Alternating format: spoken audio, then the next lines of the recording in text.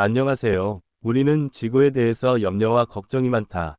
그것은 아마도 우리가 살아가는 터전이기에 그럴 수가 있을 것이다. 그런데 사실은 우리가 지구를 염려하고 걱정할 부분은 아니다. 왜냐면 우리는 한낱 피조물에 불과하기 때문이고 우리의 능력으로는 지구를 지킬 수가 없기 때문에 그렇다.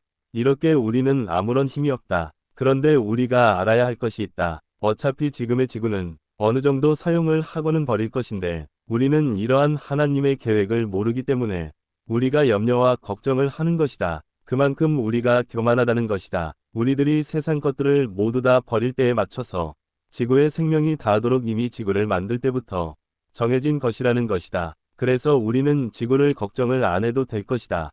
지구와 우리네 인간들을 만드니가 어련히 알아서 하지 않겠는가 말이다. 그런데 우리가 염려한다는 건 하나님의 능력을 모르니까 그렇다. 그럼 하나님의 능력은 어떠한 구조로 돼 있기에 이 땅에서도 우리가 볼 때 기적 같은 일들을 행하는가 알아보자. 우리는 세포라고 하는 것에 대해서 들어본 적이 있을 것이다. 우리 눈에 보이는 그런 것을 말이다. 하지만 그것은 우리네가 세상을 살아갈 때 세상의 구색을 맞춰주려고 그럴싸하게 준비해 놓은 것이다. 하지만 하나님의 기준에서 세포라는 것은 바로 신들을 말한다. 그런데 신들은 우리의 눈으로는 절대로 볼 수가 없다. 신들은 오직 하나님의 음성을 듣고 움직인다.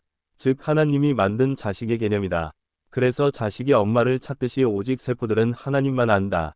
그런데 우리가 상상하는 귀신이라든가 그런 비슷한 형태를 갖추고 있으며 또 다른 세포의 구성원들을 얘기한다면 이렇다. 우리가 마시는 물, 우리가 사용하는 전기, 우리가 두려워하는 바람, 땅속의 용암, 땅 등등 세상에서 우리가 사용하는 것들도 있지만 우리가 모르는 세포들도 무수히 많다. 성경에서 예수가 물을 포도주로 변하게 했듯이 사실 너무도 간단한 능력에 불과하다. 하지만 우리로서는 지금도 이러한 상황을 이해를 못하고 있다.